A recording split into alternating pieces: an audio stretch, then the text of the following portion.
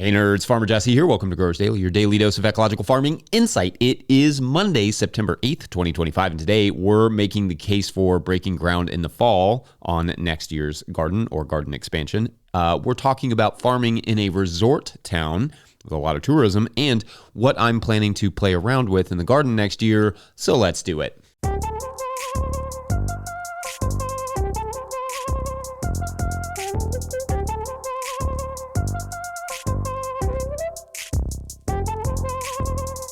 All right, happy Monday, everyone. I hope you all had lovely weekends. It was very soccer-y for me as normal, lots of coaching. And, I've found that there is a new challenge with my voice that coaching in the evenings and then doing this in the mornings, it's a lot. So, if you're ever like, Jesse sounds a little rough, it's just my voice is a little coachy. Anyway, no surprises on that front. The weather was lovely and had the smell of fall and the feel of fall, which always love that.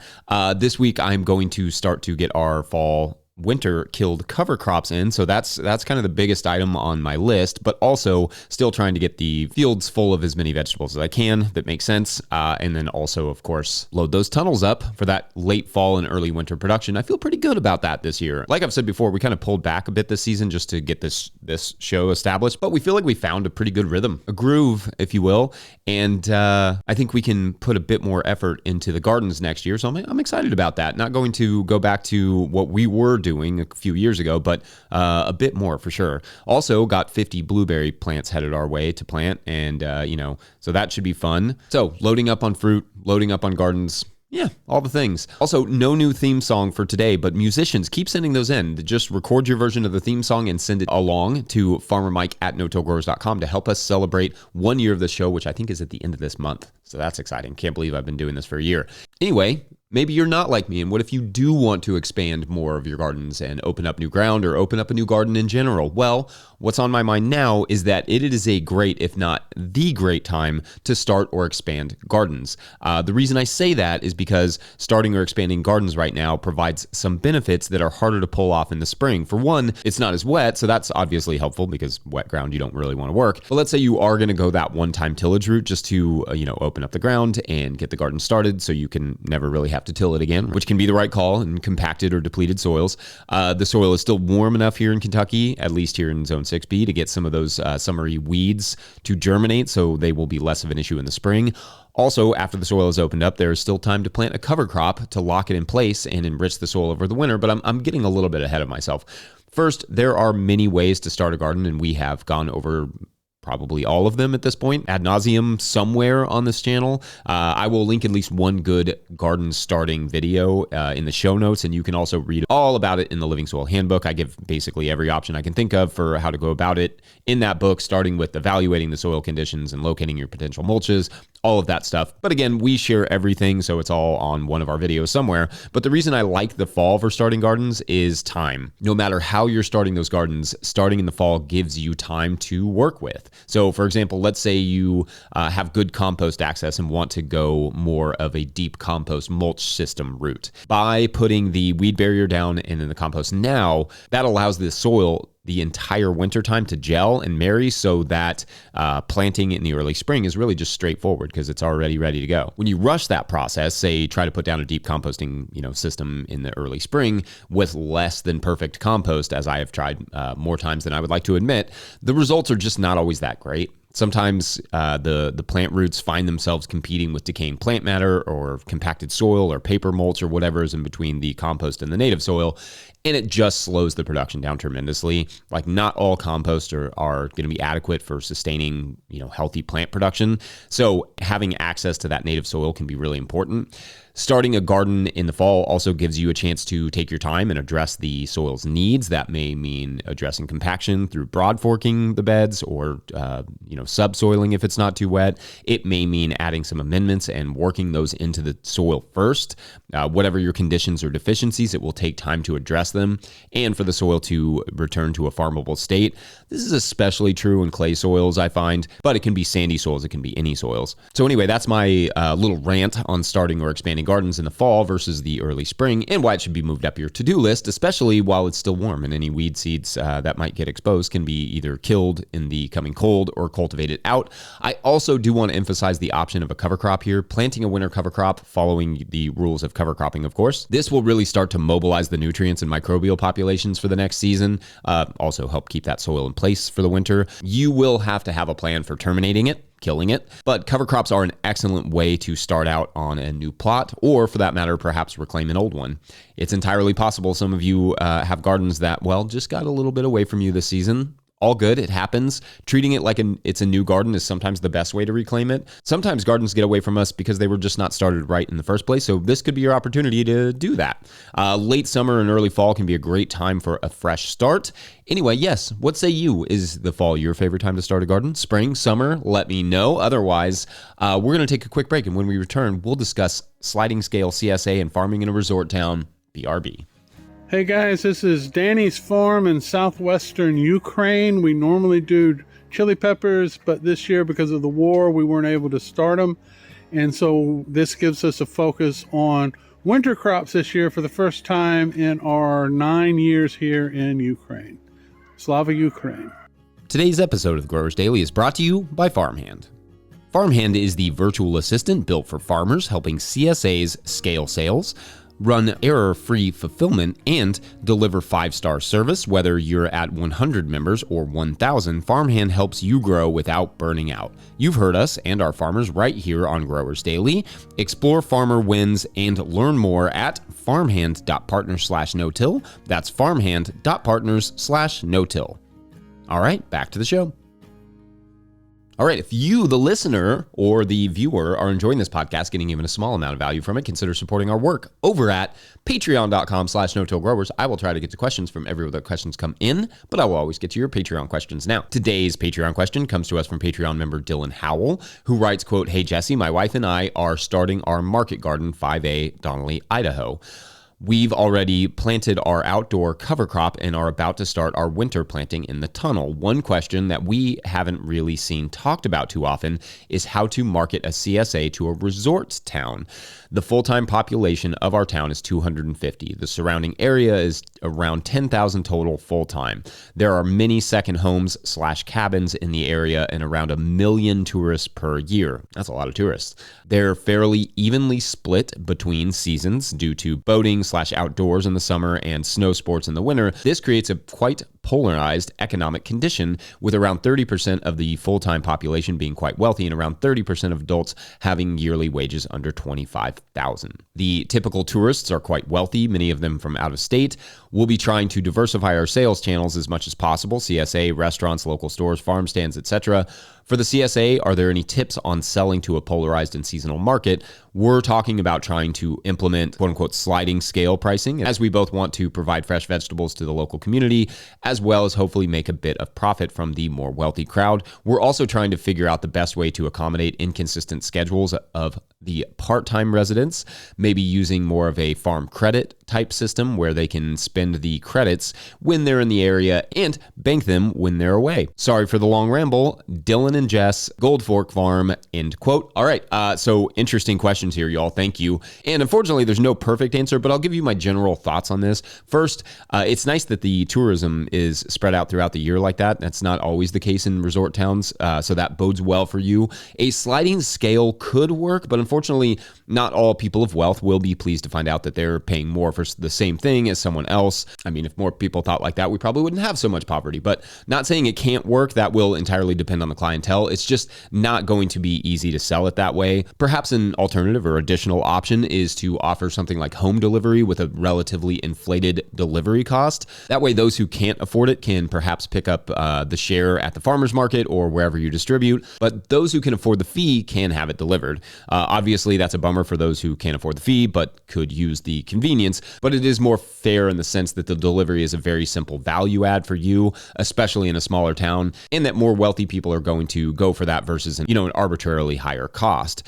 So the price of the CSA share stays the same for everyone, but perhaps the more well-to-do can add home delivery as a convenience in the same way that grocery stores offer delivery or pickup right outside of the store and those sorts of things.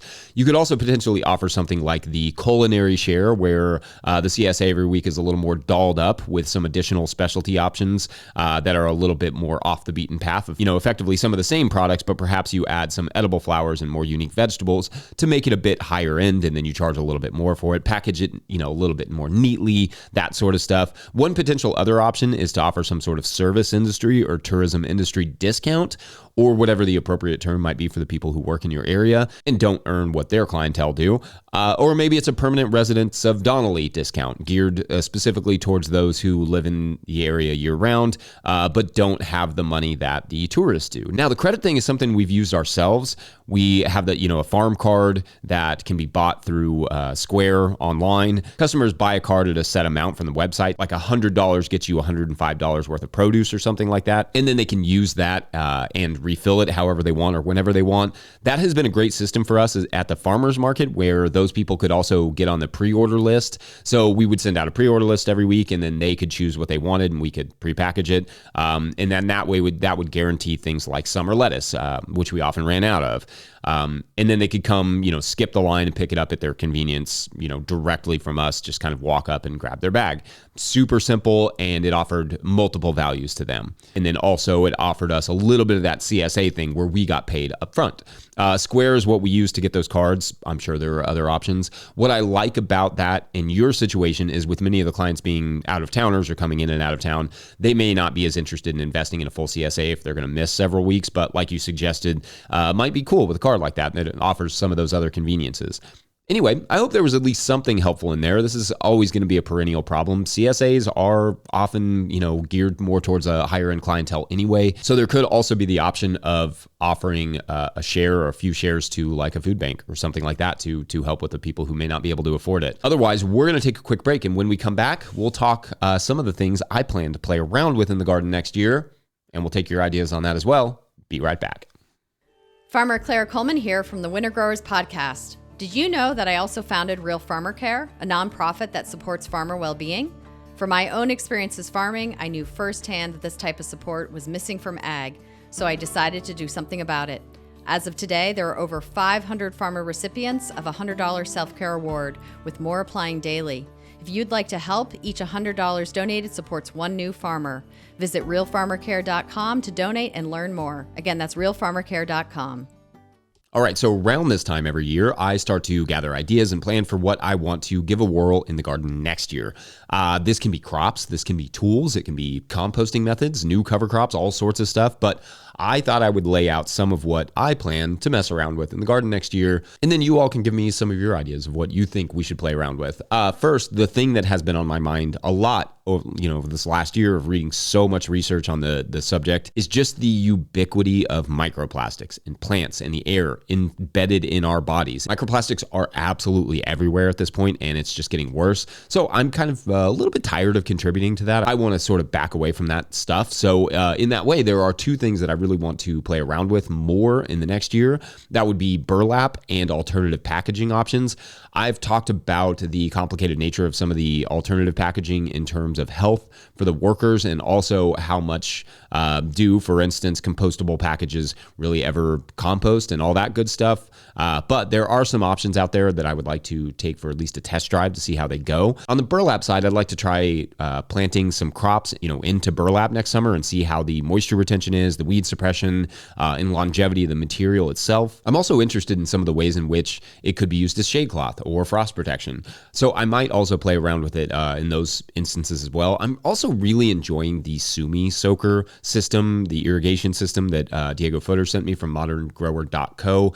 And I'd like to see if I could expand it a little bit and not only use it more in the fields, but potentially for some high tunnel use as well, in instances, at least when I'm not spraying tomato plants or cucumber plants where the leaves should really not get wet like that. But anyway, so I'd like to invest a little bit in that. And so I can, stop dragging my hoses and sprinklers around and get better coverage using less water. Now that sounds like an advertisement, but that is truly what I'm discovering so far, that the coverage is amazing. And I think there's a lot of potential for that system, but I'll kind of have to redesign some of my irrigation. So that should be fun. Now I will say it covers everything, including our paths. So if you are, like a drip tape user that just hits the bed tops, it will be a different level of irrigation and potentially irritation. But we like our paths to stay wet because we are not, trying to keep them clean. They literally have living plants in them. They're filled with plants. And so I'm happy to keep those plants healthy and building soil, for the beds that are next to them. I'm also going to go a little harder towards developing a few seeds that I like. So that would be the topper popper pepper and hopefully my candy onion down the line, as well as, that sweet cherry tomato I'm going to start playing around with. Who knows what will come of that. And more fruit. We're adding 50 blueberry plants this fall, as I said. We will have to replace some of the trees that I planted in the spring, I think, as well, but we'll see. We'll just see how those fared, because some of that area got a little out of control in the weed category. But hopefully some of those plants will bounce back and I don't have to do that, but we'll see. Also on the crops front, I really love teff, and I'm curious about ways in which I can utilize this cover crop in the summer, but maybe also as a winter killed cover crop that I can get to kind of be nice and thick and then die in those first frosts. Maybe try it a bit in the pathways as well. Maybe sometimes as a cover crop, maybe sometimes as a living mulch. I don't know. Still want to play around with it. Still need another season just with it under my belt to kind of get a feel for what it can do and what it can't do. And anyway, I'll talk more about teff, my experiences this year later on, because it hasn't quite ended. I've still got some teff experiments going on. So more on that later. What are you all gearing up for and planning to use next year? What new tools, new crops, new ideas? Let me know. What would you like me to try and report back on? You know that I'm not great at trials, but I can definitely give some insight on did the tool work? I'm good at that. And we can develop a bit more of a budget to experiment with new tools so you all don't have to. I mean, part of the value of this show is that I can try stuff so that you all don't have to go out and waste your money and then find out it doesn't work for you. Anyway, let me know. Otherwise, I think that's it for this Monday. First, though, we're going to get a real quick word from our friends at Rimmel Greenhouse Systems. Whether you're growing tomatoes for market, flowers in the spring, or vegetables for your family, growing in a high tunnel protected from the weather provides the right environment for harvest you can count on. Rimmel greenhouses are strong, durable, and easy to assemble, offering you the quality you need to grow productively year-round. The team of experts at Rimmel Greenhouse Systems will be your trusted partners to ensure you get exceptional value from your greenhouse or high tunnel investment. Visit rimmel.com to get growing. Don't forget, No-Till Growers is now officially a 501c3, so donations are tax deductible and greatly appreciated. I know we're coming into the holiday season and you're going to start thinking about your taxes for next year. Yeah, think about kicking a little money over to No-Till Growers. There's information about how to do that in the show notes. Please make sure to like and subscribe and or follow wherever you're getting this podcast. That's an easy way to help us out. Enormous thank you to all of our show sponsors. And if you'd ever like to sponsor the show, you can reach out to Farmer Michelle at notillgrowers.com. Huge shouts to Willie Breeding for the theme music and Mike Hilbert for the production help and editing. Also, shouts to Epidemic Sound for the background music that you can hear.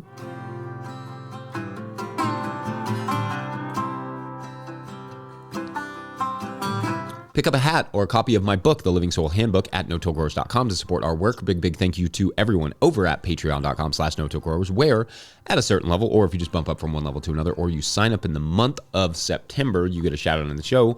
So big shout outs today to Amy Peary.